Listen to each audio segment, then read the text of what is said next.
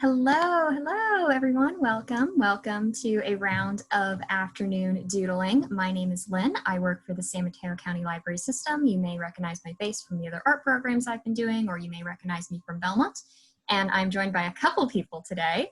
So we want to start off with Debbie, and then we can go into our special guest.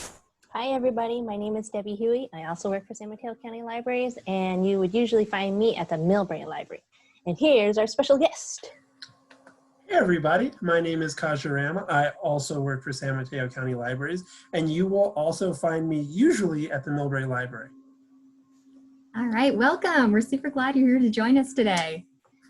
So let me go ahead and connect my iPad because today is going to be another challenge drawing, if I recall correctly. And this time, Kaja's going to be throwing down the challenge. Yeah, I'm excited. I did cheat slightly with Kaja. He gave me a little bit of an insight of what his plan is so that we could confirm that this would work for the format. There we go. It was like a teaser trailer before the... That's the one I want. There we go. All right. So, but with that being said, Kaja, do you want to tell me what I'm going to draw today? Yes, Lynn, I would like to tell you. So I've been playing a sort of pen and paper game. That's basically where you create characters in your mind, and then you kind of go through almost a narrative game where someone's in control of the game, and then you sort of like using your character and their limitations, you kind of play in sort of an imaginary way. If people out there are familiar with Dungeons and Dragons, it's kind of like that. And I was wondering if you might be able to draw my character based on my descriptions. Do you think that might be a sufficient challenge? Yeah, I can definitely give that a shot. Awesome. So let's see. So it's a guy, right? Yes. Character is a boy. Guy. Mm-hmm. Okay. And the description you initially gave me was Inuyasha meets Lawrence of Arabia. Mm-hmm. Yeah, that's a pretty good description, I have to say. I guess I gave it to you, so I guess me saying it's Yeah, so that was your words. So you gave yourself a very good description. Yeah, but that is accurate. Yeah. All right. The main thing from Inuyasha that I really wanted, I kind of like the facial attitude, like the kind of sneers, because Inuyasha is he's a very flippant and kind of grumpy character, but he's also kind of interesting looking, and I also really want the long white hair. Those are the two things I really like from that character. Okay, so cocky expression, long white hair. Yeah, cocky's a good word. What kind of, so in your game, what kind of character is he? Is he like big, muscly build? Is he more lean in life? Like, what's his role in the story? He's relatively slender. He used to be something of a like ranger who kind of patrolled out in kind of this desert wasteland. So he can survive in really, really brutal places. And he's mainly known for his tracking ability. And he comes from a really far away place where they kind of have strange kind of bestial features. Like he's almost like people suspect he may have some demon blood in him, just like the show Inuyasha, if you're familiar with that kind of his mythology. Okay. It's a little feral, just slightly feral, but like a human. Okay. And so if he's a ranger, but he's also cocky, does that mean he's more prone to stealth or more prone to like showmanship? He is definitely prone to stealth, although he's very acrobatic. He can move quick on his feet, but he's mainly a stealthy kind of prowling guy. He prowls. Okay. I'm asking because that's going to affect how I do the pose. Ah, yes. One of your ideas was that he'd be like sneaking onto a train, and I'm not going to draw the train, but I can't draw him with like everything flowing in the wind. I understand. Trains are pretty tricky sometimes. Oh yeah, I noticed you have him kind of hunched over. Is that like he's kind of sneaking or something like that? Yeah, it's meant to be he's kind of like crouched. Something? Oh, this is already cool. This is cool. All right. Oh, cool. Okay. Yeah, Yeah. he would definitely crouch. He would definitely. Okay, cool. Yeah, because when I do characters, I tend to lean towards, in my mind, keeping the details fairly simplistic. Like, I like Mhm. adding them, but I like them each to have a specific reason for being there. Mhm. That also means that I like to sort of play around with what kind of pose they might be in to sort of help compensate for like things being a little simpler. So, stealthy crouch. Mhm. And how do you have you just practiced with proportions? Like I noticed you got the general outline and proportion really quickly down. Like is that just from experience or do you have like a secret Yeah. training technique? A lot of it's experience, and a lot of it is sort of leaning into the fact that I don't try to make my style super, super realistic. And so there are certain things where, like, technically speaking, these are not fully proportional. Like, I could adjust that more. Where I mentioned this briefly in a lesson on anatomy. Like, the width from your knee to your hip is pretty much the same as your torso. Oh. Really wanted this to be super accurate, his knee would be like way up here. I just don't like that as much. Mm-hmm. That's my excuse. But yeah, it's a lot of practice. It's the fact that my favorite thing to draw is people, and it's the fact that I've sort of come to a style that lets me sort of lean into the gesture compensating for the lack of 100% accuracy. Mm-hmm. I mean, it sounds like you're using ratios and proportion, and you have like like a torso is two thigh lengths or something like that. But Yeah. it sounds like you adjust it for effect. So if his Mhm. going out is a little bit more cool looking, then of course you do that because it's really about the effect. Yeah. Yeah, very much so. Like, I like to pretend a lot of it comes down to taking advantage of foreshortening, which is the effect where obviously your hand is the size of your face, but if you were to hold it out in front of you, it suddenly looks way bigger than your face. And so foreshortening is the idea of when you're drawing, you draw the head little and the hand big, and it now sort of imitates a hand like reaching way forward. So it allows you to be very malleable with the proportions that you're actually doing because you're sort of Oh, imitating this visual illusion effect. yeah. So you really have your scale down. Like the hand will be about this big, and the face will be about this big in proportion to get that distance. That's really cool. Yeah, I certainly try. One thing I always had trouble is when I was drawing, I was really into drawing in high school, but I always had trouble getting the chin just right. Like you're Mm. really good. It's like a perfect that curve, but not quite circular curve. I'm always impressed by the way artists kind of have that down. Yeah, that came from many, many years of trying to draw anime while also always watching Western cartoons, which have like the two completely different spectrums of chins. Yeah, your anime chin is like really solid. You have that. I noticed when you have the anime chin, I would always draw the point to Mm. angular, but it's Yeah. a nice little curve that just it's beautiful.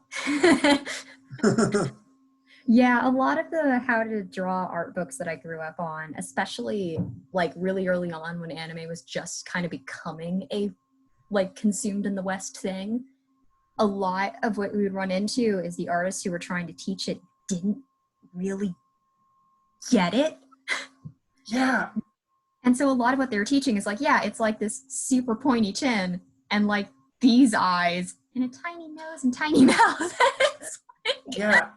I don't want to call anyone out, but I kind of remember in high school buying a book. I think it was called Manga Mania or something like that, and mm, it was like triangles with like mhm. super oval eyes, and it was kind of like it was like the idea of anime. Yeah. Yeah, they were all like genuinely good starts, but it's kind of funny looking back on them later and being like, I've Hmm. surpassed the original teacher. And then I know they started publishing like books from the actual creators of anime later that we had access. Yeah. Oh my god, this is exciting. It's so exciting to be able to watch a character come to life. How I'm long glad have you're you excited. How long have you had this character, Kaja? We actually, since we've all been at home, we just decided to start a game on Discord and Roll20, and so really only 3 weeks. That's why I really appreciate this, because this is helping me understand my own character better, and I really like the choices Lynn has. Oh, I'm glad to hear that. She's Let's see, good. I'm going to ask another question because you mentioned that he's got like enough features that people suspect he might be a little demon. Hmm. Which were you thinking of any particular features that lend themselves to looking more demonic, like the ears versus the eyes or anything like that? Yeah, I think it's mainly his eyes are a little bit cat-like, and then Okay. his teeth are a little sharp, and then he doesn't necessarily have like claws like Inuyasha, but his Hmm. fingers are slender and definitely suggest the idea of claws, Okay. All right. Let me. just I guess a bit more angular than most human beings. Normally we have like Mhm. elegant hand or like sausages or elegant longer hands, but his is a bit more like there's something weird about how long they are. Okay. That's very cool. Let's make these a little more cat-like then. Nice. And then I notice when you artists often use the cross on the face to keep track of where the eyes are and the mouth is. Hmm. Is that what's the rule for that? Do you just put it in the middle of the face and angle it somewhere? Roughly. So that was actually something that we chatted about uh, this week as well, in terms of like facial proportions, where the what it basically boils down to is there's a decent amount of flexibility in how you use your lines in the circle to like line up features. But my general rule of thumb is when you have the circle that you're drawing, the line that goes down the center is essentially the center of your face if it went straight through your nose down to your chin. Mhm. The line center horizontal for me personally tends to be where the ears line up with the eyes, like the top of your eyes. But Debbie actually puts her eyes directly on that line, whereas mine are a little lower. And that's in part because I add in a section for the jawline that's separate from that first circle that I draw. I could see how that would help you shape the face too, like Mm-hmm. Yeah, and then just the right. bottom of the ears line up with the bottom of the nose. You should check out Lynn's afternoon doodles from this past Tuesday. She talks all about that. Okay, I'll take a look. Yeah, find the recorded version of it on smcl.org. Hey. All right, All the face right. is pretty much exactly how I imagined it. Oh, that's fantastic. Yeah. Let's see. So when you initially mentioned that you wanted to be like post-apocalyptic desert kind of wear, do you have, since he's also going to have long flowing hair, do you want him, are you picturing him with like the kind of traditional desert headgear, or do you want just like the hair flowing? Hair flowing. I like Okay. full hair just kind of whipping, even if it's not like super realistic. Yeah. He's going to be very anime. Yeah. It's just whipping around the wind, just looks really cool. Oh Mhm. my, you got it. That's exactly, that's so good. Okay, cool. Oh, this is exciting. Yeah. And then yeah, desert gear, like I definitely wanted to have more tan, subtle stuff, but like tan with maybe some pockets here and there, but Okay. that I'm not sure we'll quite get to color. I may have to do that later and send it to you. But oh, I mean not necessarily color. I guess I mean tan in idea, those mm. Fari jacket type of things. Oh, okay. Yeah. Right now, though, I'm just luxuriating in his like flowing locks. I can't decide if this would mean he takes great pride in his hair or if he's one of those people that just has naturally luxurious hair without doing anything and everyone hates him for it. I feel like it might be a result of his like where he comes from. I guess they're kind of like elves, maybe a little bit more sinister or something. But Mm-hmm. I have a question. Like one thing I remember when I was drawing, I always had trouble. Like yeah, you have flowing hair, so you can put these kind of banana, like half banana shapes going in different places. Uh-huh. But how do you decide the composition so it looks just right? Like maybe they're all centered, and like how do you choose the angles and where to go? That's a very good question because that's not actually something I tend to actively think about. Like, I've kind of mentioned on a couple different drawing sessions, my sort of method is I just draw lines and then I erase the ones that I feel don't look right until I'm left with something I'm happy with. Mm. So I have a few sort of like habits and rule of thumbs in terms of like, in this particular case, the wind is theoretically going this way. And so all the curves are sort of trying to lend themselves to ending at like the same point, more or less. Ah. So you involve like almost like physics in the equation. You just have like air flowing. Yeah, a little bit. But like at the same time, one of a thing that I often struggle with actually is characters with very flat hair. Like, Mm-hmm. I tend to rely on hair a lot to give a sense of movement because I like to draw things where they have like hair or clothing that's almost a beat behind the character. So like the characters move forward and you can tell they've moved forward because their hair is still flowing behind them. It hasn't caught up yet. And so I almost always sort of default to hair that has like flyaways or like it's moving in a certain direction. Whereas there's like certain styles out there where it's drawn in a way that's very like sleek and flat. And for some reason, I always struggle with that because suddenly the drawing looks squashed and flat to me. Mm-hmm. Yeah, like but it's like that. I think that gives it some bounce and volume, like the way Mm-hmm. we're kind of drawing it. Because like even me trying to, I don't know if you guys can see this, but I'm trying to copy you, and Ah, these like they look like weird, like like I don't know how to describe it. I just don't like the way the curves angled. I guess you have a lighter touch. It seems like. yeah, I tend to start very light and then I slowly sort of darken in or, like I said, erase away. Like, Yeah. I personally, like, I tend to, you're kind of seeing it here. I make a sketch and then I directly clean that sketch up versus other people are very, very good at they'll do a light sketch and then they'll do like a final line art where all their lines are like very deliberate and like very smooth. And I'm just not as interested in that.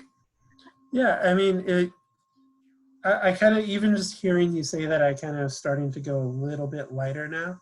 And Yeah, so it's a lot of like keeping your line. hand loose and keeping it light so that like you can kind of see just in how I draw it. Like for instance, this one curve here, I drew like 4 different lines before I picked one to start darkening in a bit. Mm-hmm.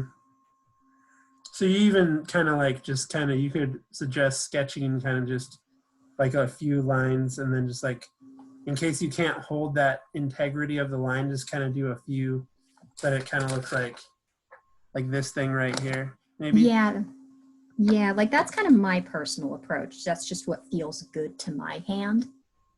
I once described Lynne's drawing technique as kind of akin to sculpting with clay because she's continuously adding and she's also subtracting, but she's always working it and she's always sculpting it. And it's just fun watching all the sculpting come together. Yeah, I really like that description. And then the satisfaction of what you have kind of comes from just practicing judgment and being exposed to different like artists' work and knowing what works and what doesn't for a particular expression. Mm-hmm. Okay.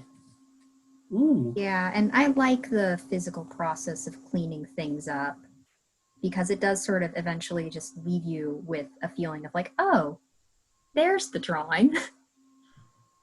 Yeah, it's really fun to watch you draw because there is a sense of it sort of taking a more solidified shape. Like we can kind of see the process. Mm-hmm. I think as an amateur, my tendency, I want to do that thing right now. I just want to do it. Yeah. Yeah, the thing with art is that even when you don't necessarily have to think about it, it is very methodical. Mm-hmm. Were you going to say something, Debbie? Did I interrupt someone?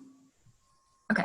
I wasn't gonna, but I was gonna say, yeah, you can just be non-committal with your pencil lines, just so that you can get that overall visual, and then that's how usually Lynn and I kind of like see things, is like you see the overall drawing first, and then like Lynn's doing, she like kind of focuses in on getting those little details, and then really then she starts committing to the lines and defining them a little bit more.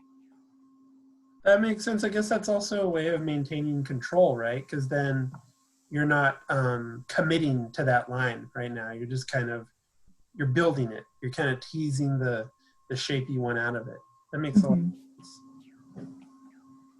So I'll be totally honest, I'm not 100% sure what a safari jacket looks like. So I'm going to go kind of back at the moment to like traditional desert wear and do like those long layered coats and just like add post-apocalyptic pockets.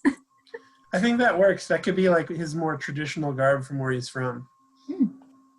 And then he like because I guess the world is kind of like a Victorian England sort of world, so it's kind of more like Britain in the 1800s kind of look. But of course, this world also is there's ghosts and there's a lot of fantasy elements as well. Mm-hmm. As you do.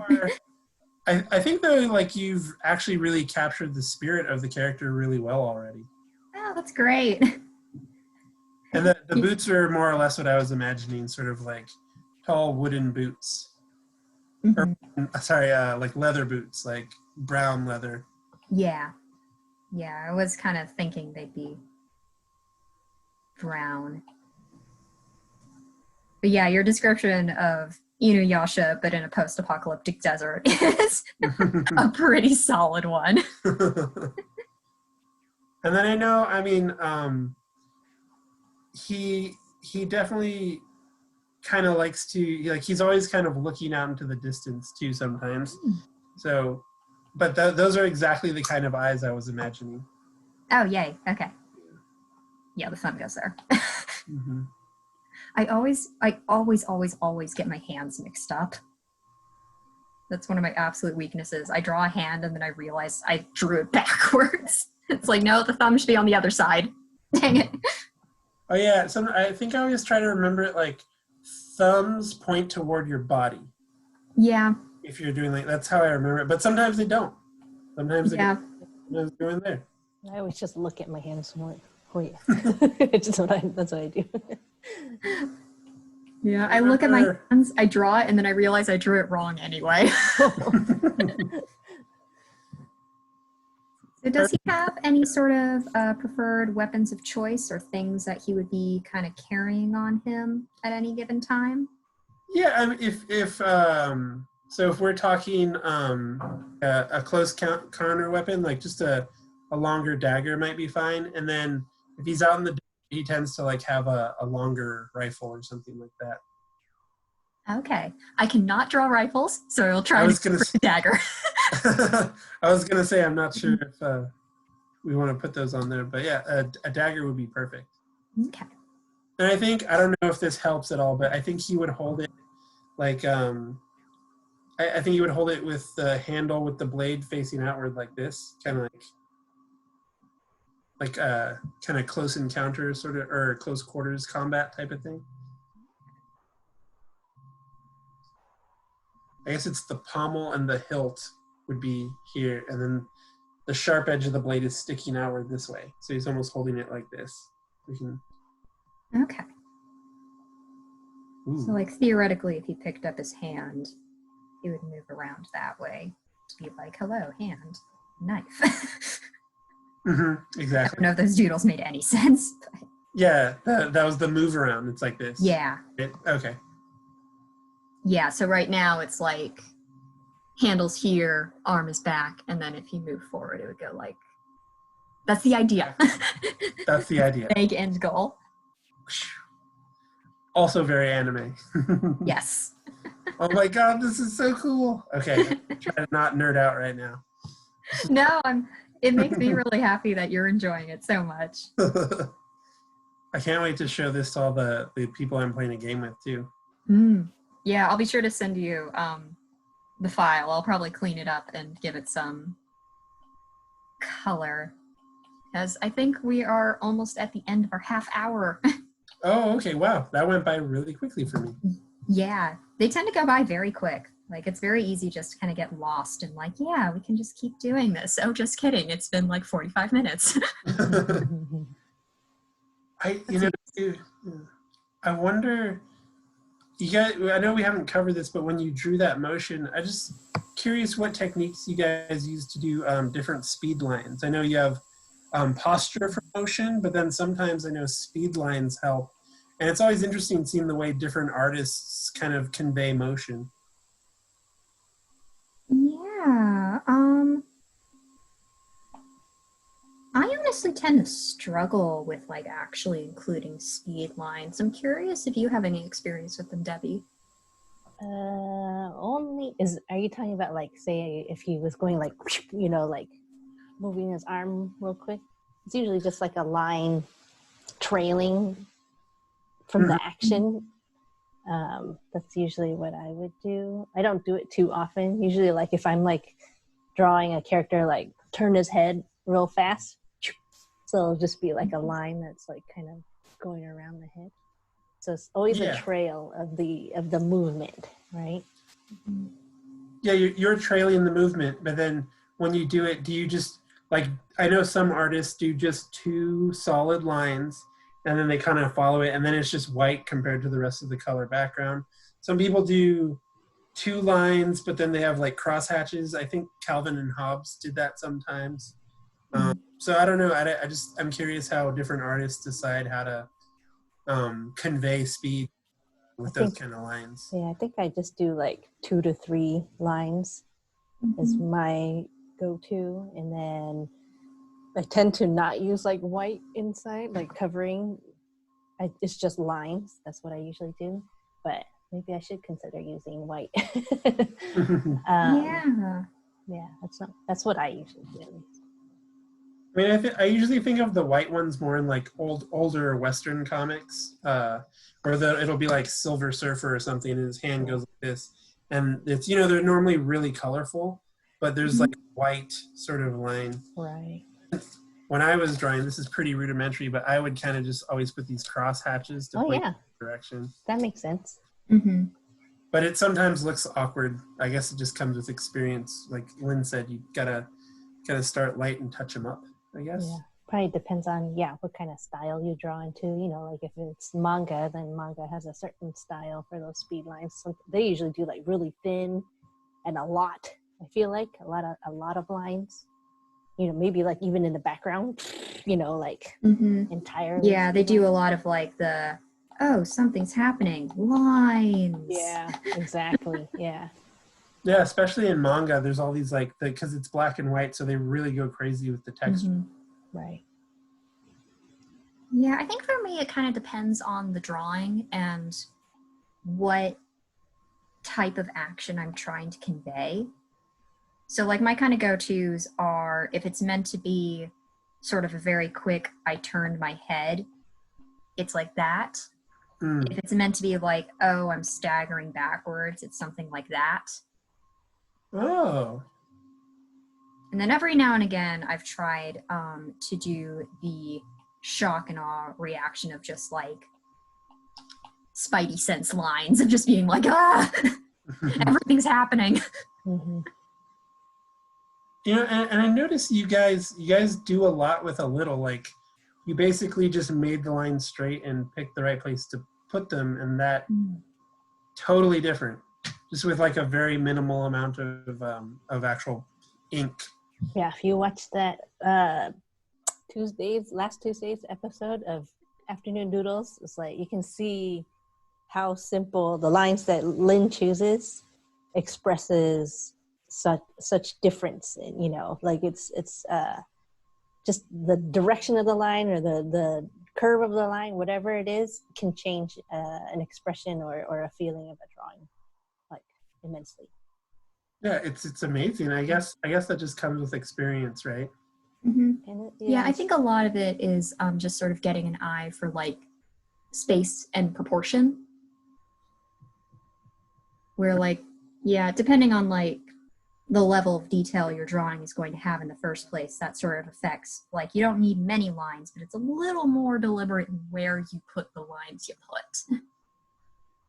But yeah, I think we are properly at the end of the half hour now. So that was super, super fun. I will be sure to finish that for you, Kaja. Thank you so much, Lynn, and thank you so much, Debbie. This was like the most fun. I was enjoying myself through this entire thing. I want to keep going. So we technically can wrangle that. But yeah, it'd be fantastic to bring you back as well, like for another program, either for the How to Draw Anything or for another afternoon doodling, because this was super fun as a prompt. I'd love to do more. Okay, I'd love to come back. Just let me know. All right, but otherwise, that pretty much brings us to the end of today's program. When this gets uploaded, maybe a little different than usual due to internet circumstances. But as usual, you can always keep up with us at our website at smcl.org. I'm going to stop broadcasting for this spiel so that we can say that's the easiest place for all of our links to the cool programs that we're doing. Yeah, SMCL represent. And otherwise, this is the last drawing program for this week, but Debbie and I will be back next week with potentially some more special guests, so please stay tuned for that. And otherwise, I hope you have a good rest of your day whenever you end up watching this. Thanks for joining us. Bye. Bye, everyone. Bye. Thank you.